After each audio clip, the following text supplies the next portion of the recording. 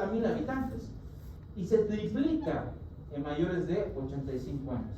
Entonces la incidencia de neumonía definitivamente aumenta con la edad. Y la mortalidad por la neumonía también aumenta con la edad.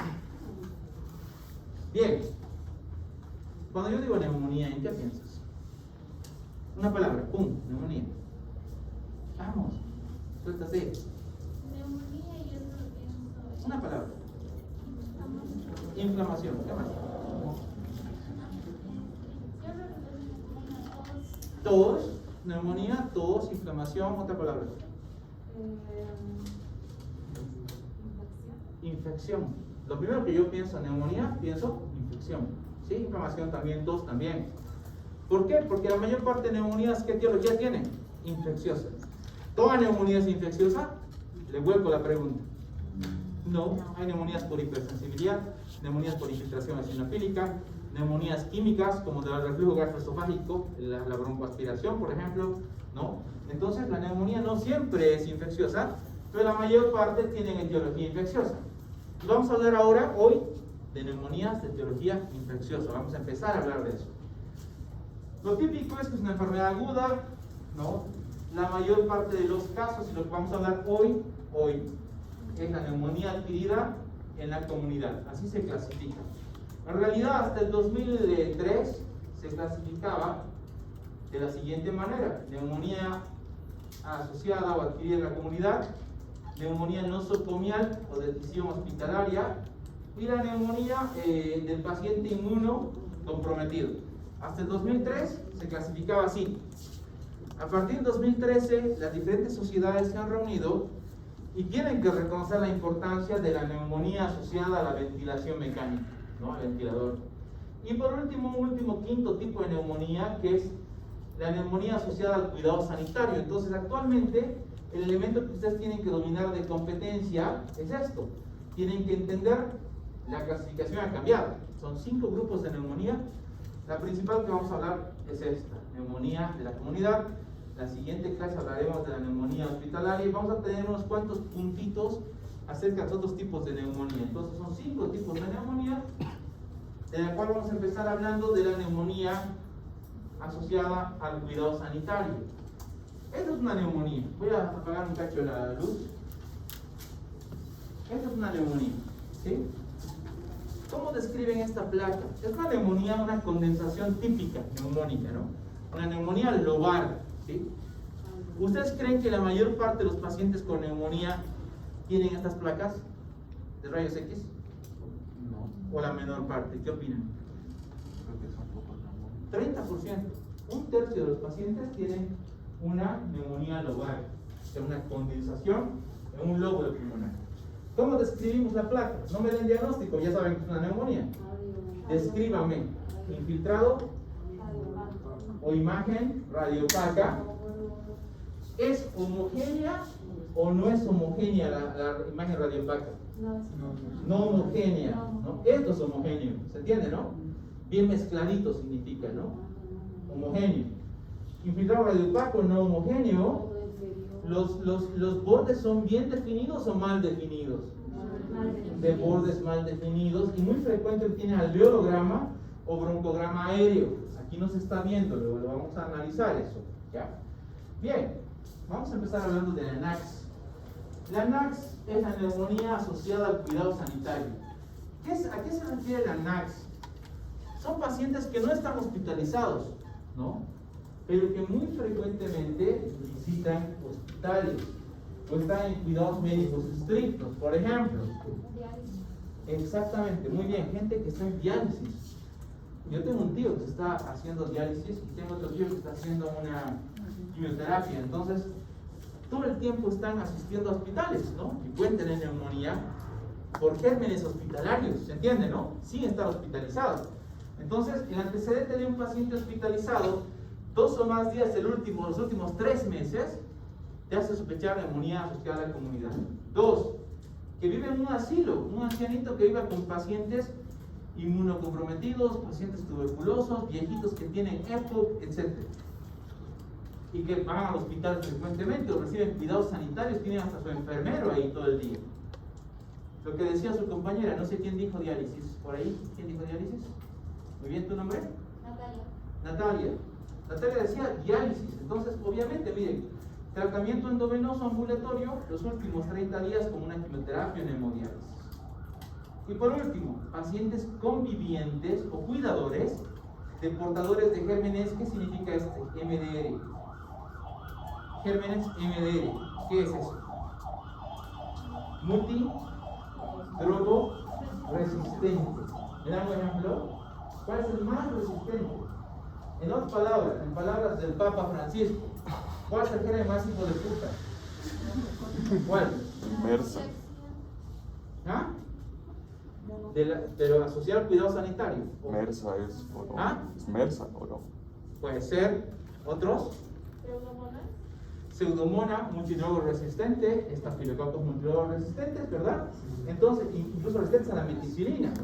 Entonces, drogos, fármacos multidrogo resistentes. Bien. Sí. Yo voy a encender las lucitas, para que puedan, ¿no? ¿No entiendo? No, sí, sí. ¿Entiendo bien? ¿Está bien ahí? Cuando tengamos una placa bonita lo voy a pagar, no hay problema. La idea. Entonces, rápidamente esto, ¿no?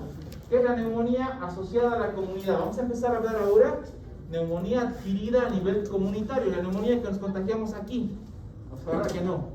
Pero aquí podemos contagiar una neumonía en la comunidad, ¿sí? Es un proceso inflamatorio de origen infeccioso, obviamente. Epidemiológicamente hay ciertos puntos importantes que vale la pena considerar. Ya les dije, la neumonía globalmente, según la Sociedad Española de Neumología, y esto está un dato del 2022, 2 a 5 personas por cada 1000 les da neumonía a nivel global. ¿Se entiende? Global. Todos los grupos etarios.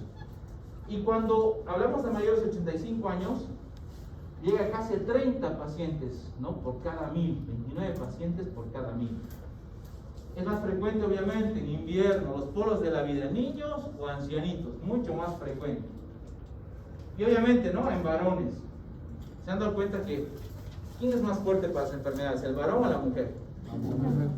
Toda la vida, ¿no? Todo nos da a nosotros, ¿no? Menos que, no me digan por favor embarazo. Hay uno que otro que por ahí tal vez, no sé, ¿no? No, pero la verdad la mujer es mucho más resistente a las enfermedades e infecciones, ¿no? Clarito, ¿no? Hay más viudas que viudos, ¿o no? Hay un montón de viudas, pero hay viudos no. Yo tengo una teoría, ¿sabes por qué pasa eso? ¿Quién sabe? El hombre va a aprender. ¿El hombre qué? El hombre más boludo. Ah, eso obvio, ¿no? Siempre pasa eso. ¿Has visto hay TikToks y hay de hombres que están jugando en una piscina, ¿no? Tienen su hielera, ¿no? Tienen la radio conectada así, con el cable pasando por la piscina y todos están felices en la piscina, ¿no? Y la radio ahí, flotando así en una chinela la radio. Entonces así, somos más boludos, pero no solo por eso. Yo pienso que nos van matando lentamente las mujeres a los varones, ¿no? Eso es lo que va pasando durante años y años de experiencia matrimonial, ¿no? Voy a publicarlo en algún momento, estoy seguro. Bueno, el hecho, ahí ya se enoja. No seas feminista. Yo soy feminista, de verdad. Hay diferencia entre feminista y feminazi, ¿no es cierto? Una diferencia muy grande. Bueno, bien. 40% de los pacientes ingresan a hospitales, 20 a 40% por una neumonía en la comunidad. Y esto se transpola a 75% de los ancianos. Entonces imagínense por qué el anciano es mucho más susceptible. Y esto nos recuerda lo que decía Oster, ¿no? El amigo del anciano. Yo diría el enemigo del anciano, en realidad. Pero es muy frecuente en la tercera edad. Otro dato importante, la mortalidad de neumonía en la comunidad tratada de manera ambulatoria es muy baja. Si tú tienes una neumonía y no te hospitalizas, mejoras con tratamiento ambulatorio, 1% que te mueres. Difícil. En cambio, cuando el paciente tiene que ingresar al hospital, la mortalidad se va del 1% hasta casi el 15%. Y si ese paciente tiene que entrar a una UCI, unidad de cuidados intensivos, puede llegar hasta el 50% de mortalidad. Entonces, lo hemos visto durante la pandemia, ¿no? 2020-2021, que fue fuerte. Pues hemos visto que entrabas a UCI te intubaban por COVID y te morías. ¿Sí? Te morías, simplemente te morías. Bien. Vamos. Recuerdo al agente etiológico es importante y hay algunas connotaciones importantes. Por ejemplo, los pacientes fumadores, pacientes con EPOC, tienen una triada típica de sobreinfección neumónica, que son el Streptococcus pneumoniae, el neumococo, el Haemophilus influenza y la Moraxella catarrhalis. Estos tres gérmenes son casi 80-90% de las causas de neumonía en pacientes con EPOC. También son los que más sobreinfección causan, o sea, causan reactivaciones o exacerbaciones de la EPOC. La legionela neumófila en las últimas décadas ha aumentado muchísimo. ¿Por qué? Legionela antes no había. La legionela era típica ¿de dónde? Del área mediterránea, ¿no? De España, por ejemplo. ¿Y por qué creen que en las últimas décadas ha aumentado la cantidad de pacientes con legionela en Latinoamérica? ¿Por qué? Por los dientes. Claro, porque los peruanos, bolivianos y ecuatorianos, a partir de 1990 y tantos, ¿no? 2000, han empezado a migrar ¿dónde? Hacia España, ¿no? Y toda Europa al final, ¿no? En busca de trabajo, ¿no? Entonces, obviamente, la legionela se ha vuelto endémica, acá también, en Latinoamérica. Otros datos importantes, a ver, por ejemplo, los genes más frecuentes, Streptococcus pneumoniae, causa 65% de las neumonías en la comunidad en ancianos. Bacterias atípicas como Mycoplasma pneumoniae, Clamidia pneumoniae también son muy frecuentes en pacientes con EPOC y también son muy frecuentes en ancianos.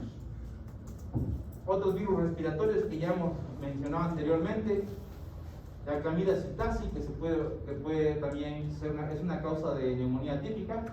La Coxiella burnetii. La Coxiella burnetii es bien interesante. La Coxiella burnetii te causa una enfermedad que se llama la fiebre Q. ¿Han escuchado hablar de la fiebre Q alguna vez? La fiebre Q se produce porque tú agarras leche no pasteurizada, leche de cabra, por ejemplo, y la consumes y te causa la infección por Coxiella burnetii y puede causarte neumonía incluso. Bien, otros datos interesantes.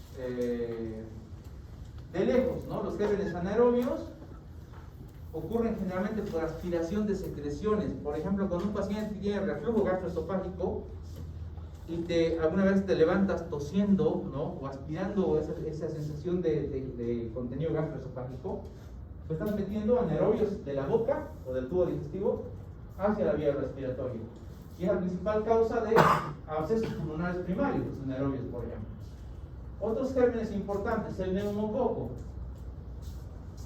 El neumococo últimamente, bueno, siempre ha tenido resistencia a la penicilina, ¿no? En la época que yo estaba estudiando, en 1990, del 99 que terminé y que hice mi internado, en 2000, pues saben que siempre que había neumonía, directo era penicilina sódica, le metemos aquí en mi cabeza, ¿no? 50.000 unidades kilo-peso endovenoso, dividido cada 6 horas, cada 4 o 6 horas, y a veces asociaba gentamicina, depende de lo que tú tenías. Eso se utilizaba en la neumonía, y ahora ya no. Ahora ya se utiliza ceftriaxona, se utiliza otros antibióticos, porque la medicina ha cambiado, porque el streptococo era muy resistente. En 1999 había un estudio en España donde decían que 35% de los neumococos eran resistentes ¿a quién? A la penicilina. Tanto que se ha dejado de utilizar que se ha visto que en 2019, en un estudio de sensibilidad, esa resistencia de 34%, 35% bajó a menos del 20%. ¿Por qué pasó esto? Porque lo dejaste de lado.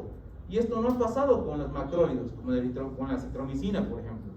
La resistencia a los neumococos sigue en ascenso y ahora seguro que es peor. ¿Por qué? ¿Por qué creen que es peor ahora después de la pandemia? Porque en la pandemia nos han dado citromicina así como pipocas, ¿no es cierto? Como tabletas de vitamina C, ¿o no? De verdad, para todo era citromicina, me incluyo, la verdad. ¿Por qué? Porque ha sido dura la pandemia, ha sido complicada, sigue siendo, pero ha sido mucho más dura antes. Bien, otros gérmenes, Haemophilus influenza, Moraxella catarrhalis, que generalmente ocurren en pacientes de riesgo, ¿no? Con pacientes con EPOC, el Staphylococcus aureus, Legionella pneumófila, bacilos gram negativos, y los mencionados anaerobios. Pseudomonas, ¿te puede causar neumonía en la comunidad o no? Sí, te puede causar. No es una causa frecuente, más es hospitalaria, nosocomial, pero te puede causar.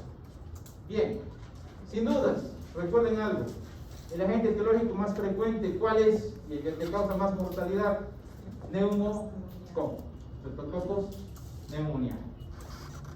Si digo estreptococo, ¿en qué piensas? ¿Qué forma tiene esa bacteria? Cadena, estreptococo, ¿sí? Cadena, muy bien. Algo rapidito, la patogenia de la neumonía. La patogenia de la neumonía es interesante. Se produce una aspiración primeramente de qué? Secreciones orofaringeas. ¿Dónde comienza la neumonía? En la boca, en el tubo digestivo.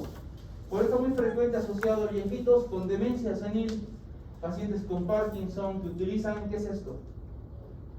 Inhibidor de la bomba de protones, antipsicóticos como por ejemplo las butilofenonas, las fenotiacidas, el haloperidol, por ejemplo, ¿no? Todo esto te van a disminuir el sistema nervioso, te van a inhibir el sistema nervioso y van a aplacar el reflejo de la tos. ¿La tos es útil o no es útil para evitar una neumonía? Súper útil. Y además te van a también causar alteraciones de la deglución. Por lo tanto, los pacientes, ¿no?, que tienen disfagia y demás, pueden tener aspiración de secreciones.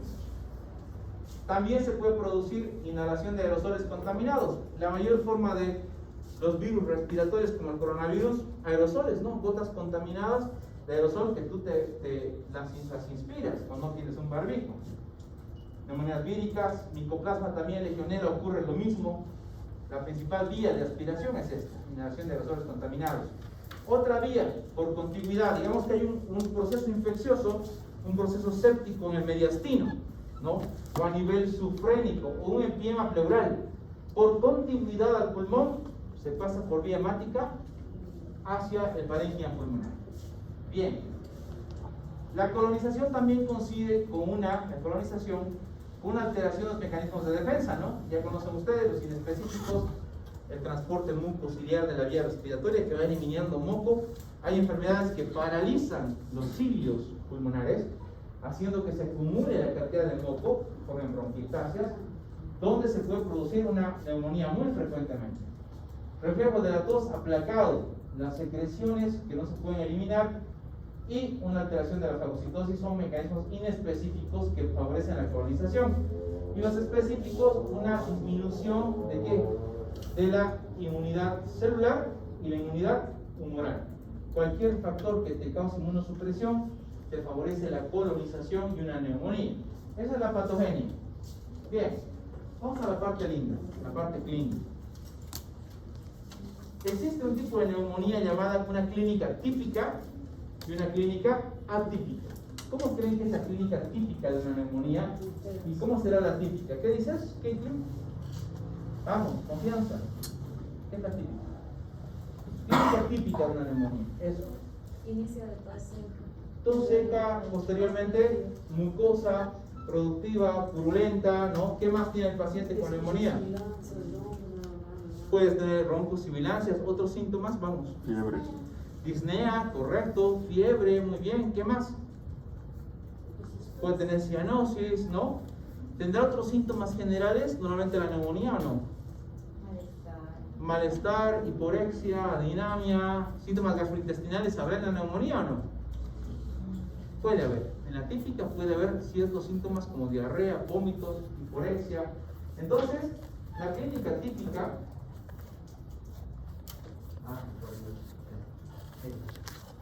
La típica es inespecífica. Por ejemplo, síntomas generales que dijimos: malestar, fiebre, escalofríos, sudoración, anorexia. Esto es lo marcador, ¿no? Tos, expectoración mucosa, mucosa, en lo que son neumococos, purulenta, etc. A veces hemoptisis incluso. Dolor pleurítico que no dijimos, ¿no? Y disnea, como decía su compañero. Bien. Ahora, puede haber otras manifestaciones como cefalea, mialgias, dolores musculares, dolor abdominal, diarrea. Esto puede existir, pero en la clínica atípica esto es lo que predomina. Entonces, la neumonía atípica tiene un cuadro que no es agudo, es subagudo. Agudo significa 1 a 7 días. Subagudo, 2-3 semanas de evolución. Y el paciente comienza con esto, ¿no? Con síntomas extratorácicos, no respiratorios. Comienza con astenia, malestar general, cefalea, mialgia, diarrea, poca fiebre y tos casi no productiva, tos seca, un poquito de tos. Ni sospechas que tienes neumonía. En pacientes con COVID, por ejemplo, había pacientes con COVID que venían solamente con diarrea, ¿o no? Solo diarrea, un poco de fiebre, decaimiento, les hacías un hisopado o una PCR, COVID positivo, ¿no? Y después empezaban con neumonía, ya de golpe con neumonía. Entonces, ojo con la neumonía atípica, ¿no? Ahora, en cuanto a la radiografía del tórax, lo típico, digamos, de la atípica, ¿no? Lo claro, lo que se ve en la atípica, son infiltrados de tipo intersticial o alveolo intersticial. ¿A qué me refiero con alveolo intersticial y con intersticial? ¿Quién sabe? Si no saben, lo van a saber hoy día, pero ¿alguien tiene cierta idea qué es intersticial? ¿A qué me refiero con intersticial? ¿Perdón? Sí, pero ¿cómo se ve el patrón intersticial en una radiografía de tórax? Vea. ¿Cómo se ve?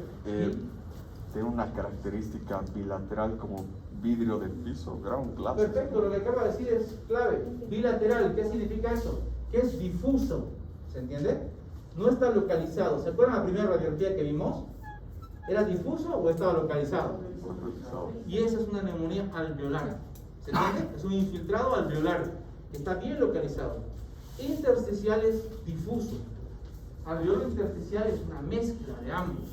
Y vamos a aprender a verlo ahora. Esto es viendo radiografías. Bien. Un dato interesante, ¿no? La mayor parte de neumonías atípicas, clínica atípica de la neumonía, se asocian a bacterias atípicas como la Pneumoniae, Clamidia pneumoniae, Coxiella burnetii, por ejemplo, virus como el coronavirus, por ejemplo.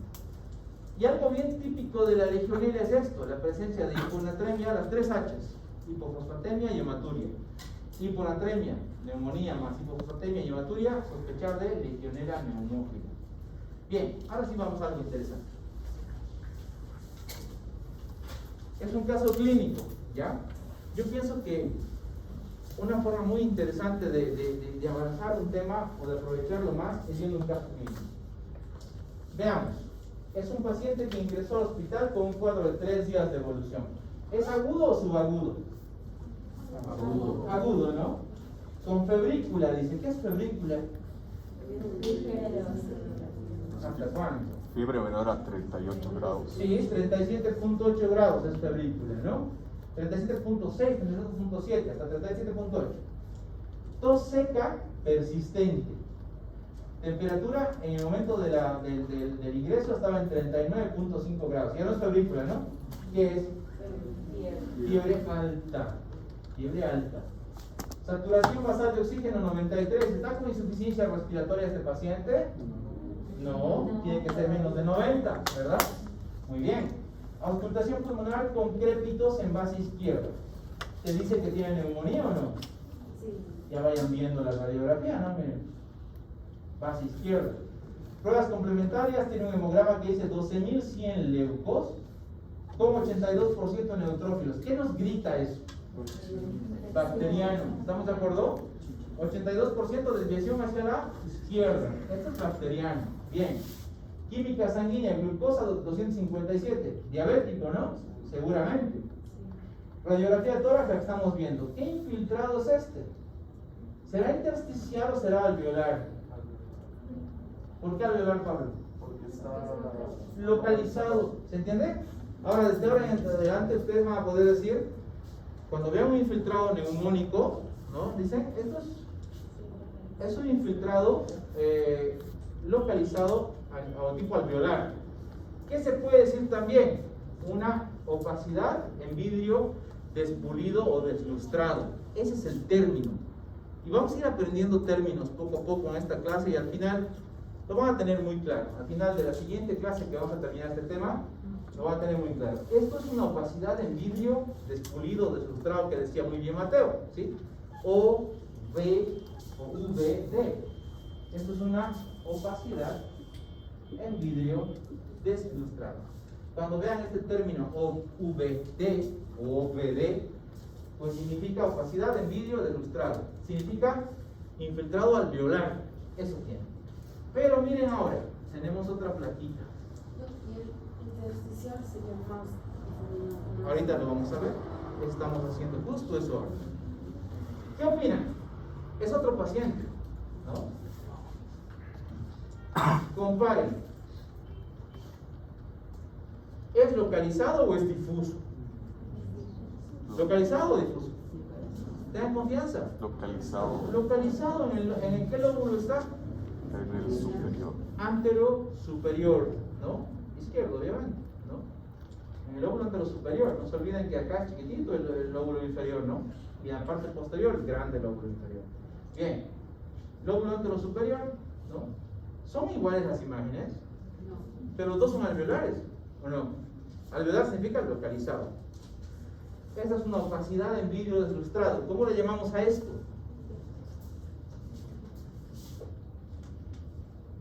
¿Cómo le llamamos? Condensación. ¿Se entiende?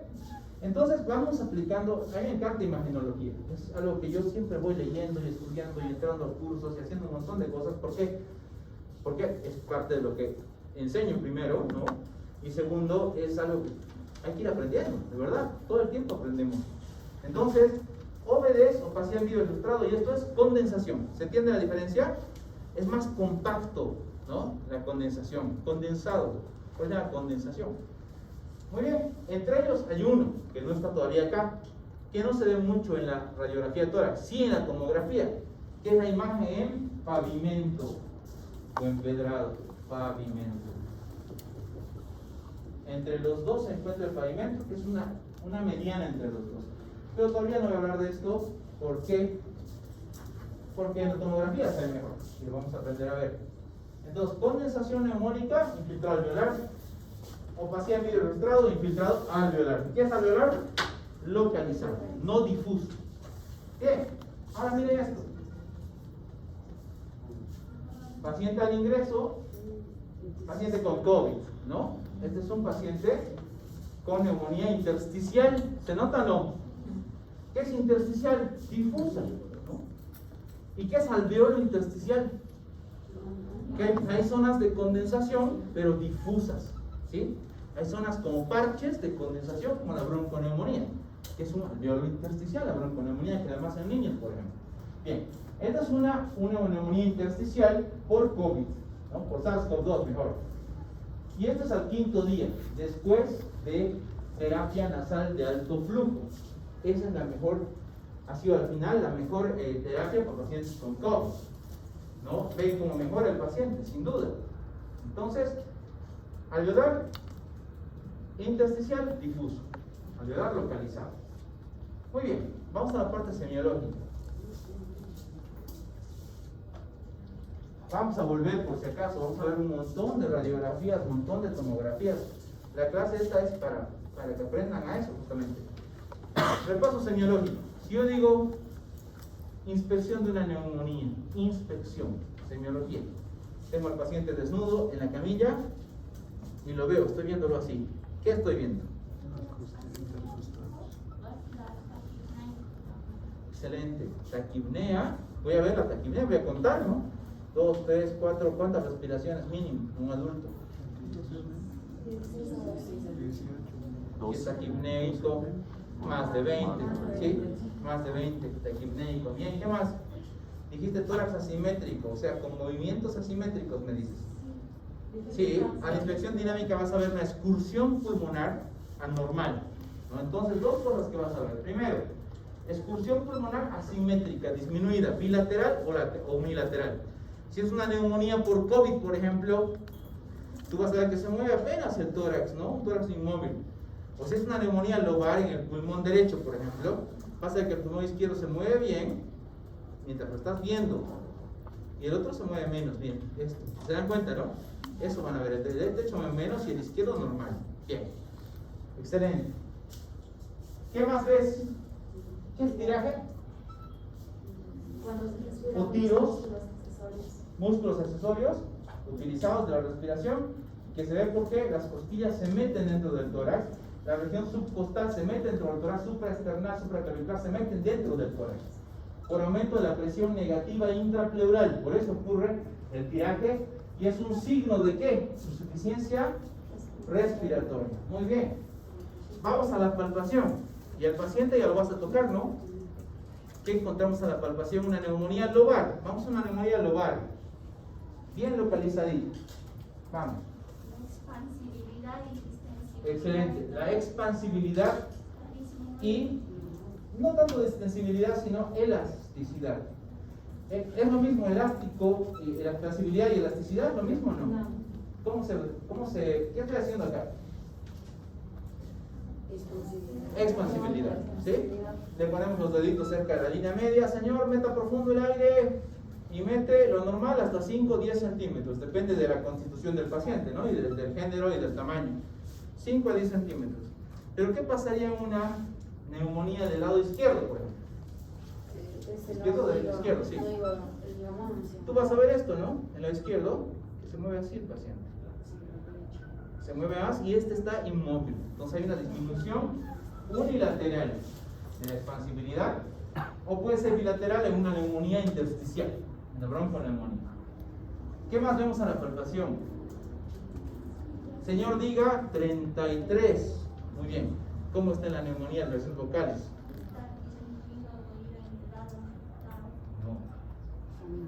No. Aumentadas. No te preocupes, está bien. La expansibilidad está disminuida, pero las vibraciones vocales están aumentadas. La neumonía es un síndrome, imagínense. El paciente tiene una neumonía acá, ¿sí? Hay vía aérea permeable alrededor de tejido condensado, ¿se entiende, no? La vía aérea es permeable. Esto ocasiona una cámara de resonancia, que si yo le digo, señor, diga 33, pero no, yo palpo acá, normal, pum, aumentado el 33. Pongo mi estetoscopio, señor, diga 33. ¿Qué? Broncofonía. El 33 lo escucho así, de fuerte, de grande, porque es una cámara de resonancia, ¿estamos de acuerdo? Neumonía es el único síndrome donde las direcciones vocales están aumentadas. Métanse en el disco duro eso. Muy bien, perfecto. ¿Qué sigue? Percusión. ¿Cómo estará la percusión? Vengo a la zona de neumonía y empiezo a percutir. ¿Cómo estará? Matidez cuando es una neumonía lobar. Muy bien. ¿Y si es una neumonía intersticial? Hiperresonancia. Eso es más neumotórax y enfisema. Piensen un poquito. El infiltrado es difuso. La neumonía está en todos los pulmones, ambos pulmones. ¿Qué encontraremos?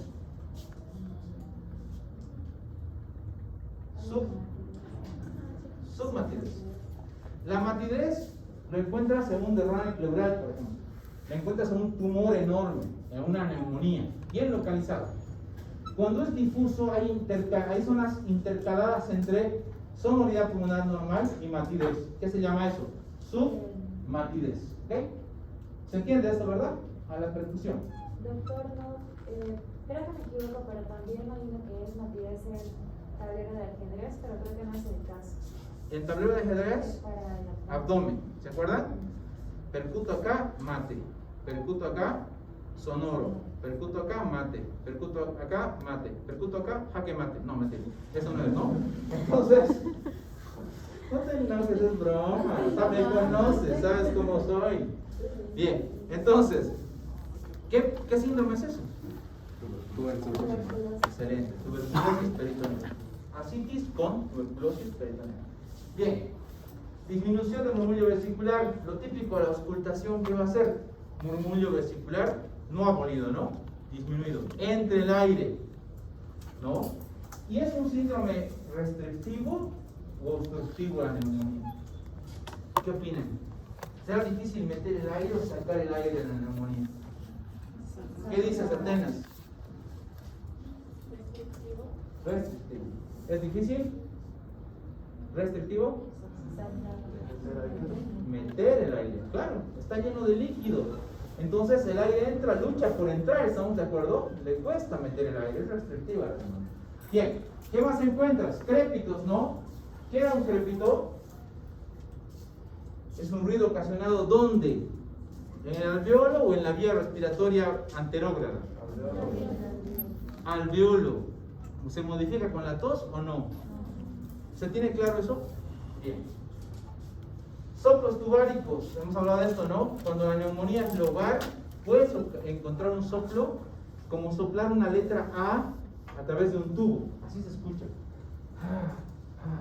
Así se sopla, pero a través de un tubo. Broncofonía ya les expliqué, ¿no?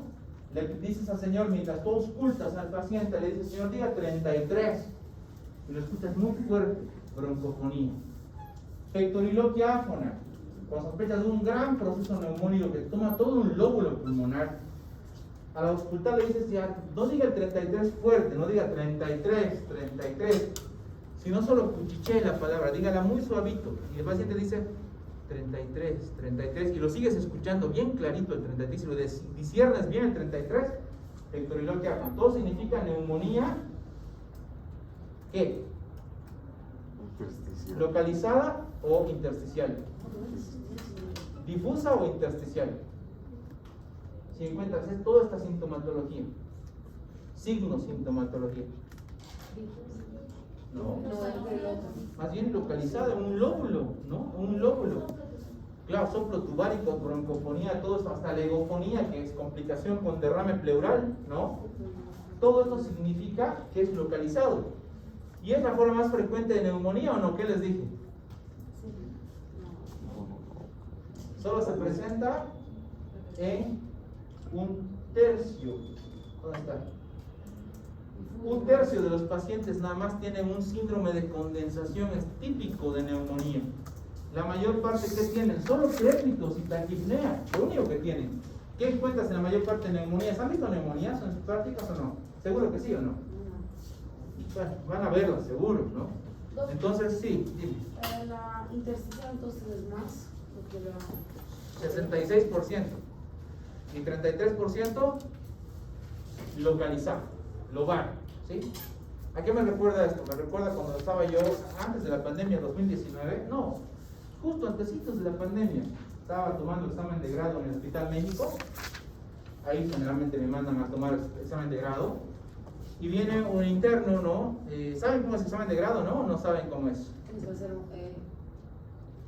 en relación a todos los pacientes que hay internados, creo, te sale uno y tienes que hacer todo el historia clínica con diagnóstico, tratamiento, examen. Te citan 2 horas antes del examen, ¿no? Y faltando 1 hora antes del examen, te sortean pacientes, ¿no? Van a la sala de medicina interna, por ejemplo. Y te sortean pacientes. Y te dicen, para vos, el paciente es tal sala.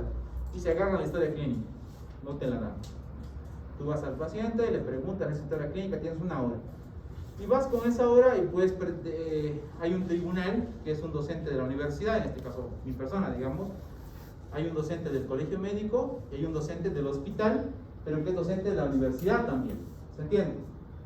Y tú te presentas y defiendes tu historia clínica primero y te preguntan sobre tu historia clínica y luego lo que les dé la gana.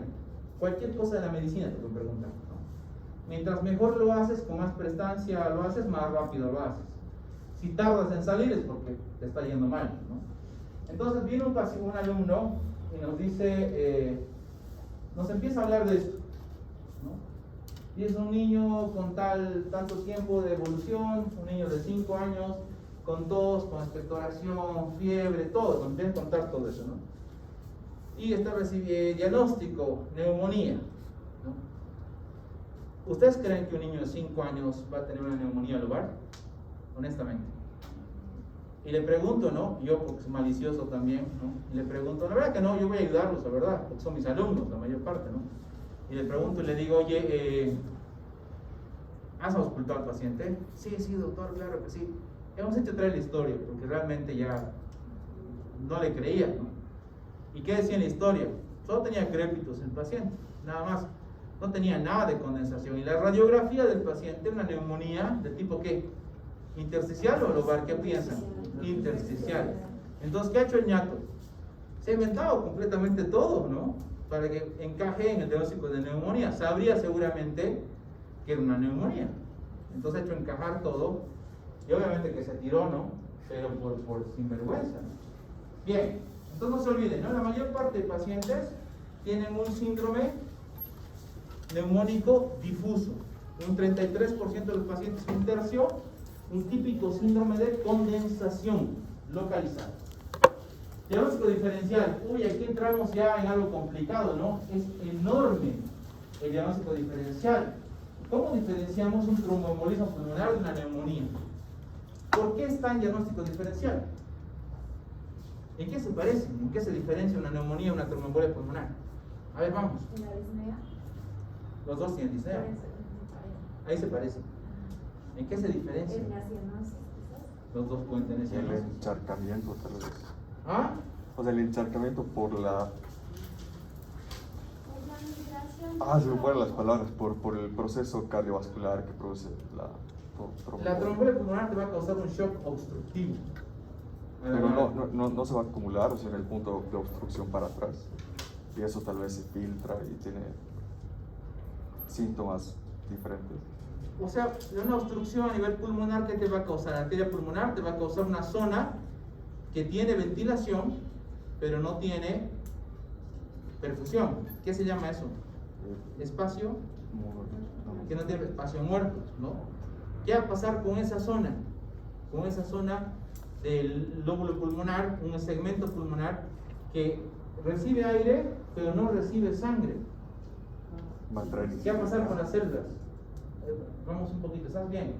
¿Qué pasa con las células epiteliales tipo 1, tipo 2? Empiezan a dejar de qué? De funcionar, ¿no? ¿Y qué pasa cuando los neumocitos tipo 2 no funcionan? ¿Qué nos producen? Surfactante. ¿Y qué va a pasar con esa zona del infarto? Se va a colapsar. La zona infartada, necrótica, como dice Caitlin, se va a colapsar. ¿Va a ser una qué? Una atelectasia, ¿no? ¿Y qué es la atelectasia? Un síndrome de condensación retráctil, no neumónico. ¿Se entiende, no? Entonces ahí se parecen, ¿no? Tienen razón, se parecen mucho. Puede haber crépitos incluso en un tromboembolismo pulmonar, ahí se parecen hartísimo. ¿Cómo se diferencian?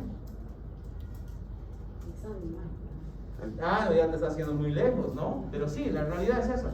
Tienes que hacer exámenes paraclínicos, gammagrafía de ventilación, perfusión, angio, TAC, etcétera, una radiografía, una TAC, y te vas a dar cuenta de la diferencia. Pero es diagnóstico diferencial. ¿Qué más? Rápidamente. Vasculitis pulmonares como la reumatosis de Wegener, por ejemplo, el síndrome de Charles-Strauss, que lo van a ir conociendo posteriormente. Esto es interesante, la neumonía eosinofílica aguda y crónica. Es una neumonía también, post-pulp.